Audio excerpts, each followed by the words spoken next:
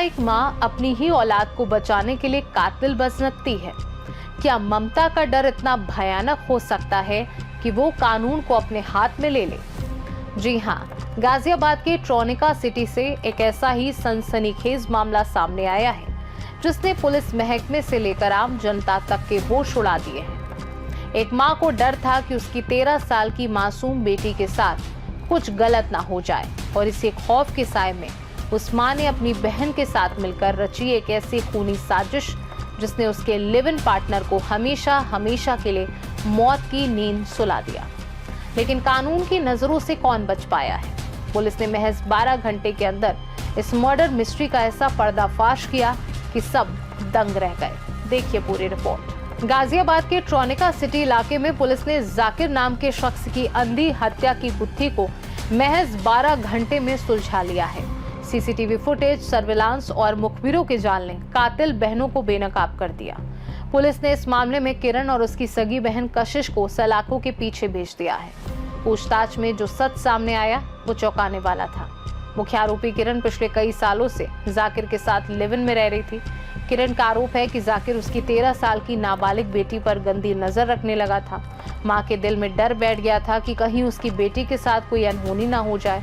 इसी खौफ के चलते दोनों बहनों ने जाकिर को रास्ते से हटाने का प्लान बनाया। जाकिर को कार में बैठाया गया। चलती कार में पहले गमछे से उसका गला घोटा गया और फिर डंडे से सिर पर ताबड़तोड़ वार कर उसे मौत के घाट उतार दिया गया। शव को सुनसान जगह फेंक कर इसे आत्महत्या का रूप देने की नाकाम कोशिश भी की गई, लेकिन पुलिस ने वारदात में इस्तेमाल डंडा और गमछा बरामद कर दोनों को धर दबोचा। वहीं पुलिस ने खुलासा करते हुए क्या कुछ बताया, सुनिए। थाना ट्रोनिका सिटी द्वारा एक हत्या की घटना का अनावरण करते हुए इसमें घटना कारित करने वाले 2 अभियुक्ताओं को गिरफ्तार किया गया है तथा इनके पास से आला कत्ल डंडा एवं गमछा भी बरामद किया गया है। इस मृतक का नाम जाकिर है, जो मूल रूप से रामपुर का निवासी है। दिनांक 23 से 26 को सुबह में 2 अभियुक्ताओं किरण एवं कशिश ने पहले डंडे से सिर पर वार करके जब वो बेहोश हो गया उसके बाद गमछे से उसका गला घोटकर उसकी हत्या कर दी थी और उसके बाद वहां से फरार हो गए थे। हत्या करने की वजह क्या? जब इनसे पूछताछ की गई तो यह पूरा प्रकरण ज्ञात हुआ है कि ये जाकिर और किरण लिव इन रिलेशन में रह रहे थे।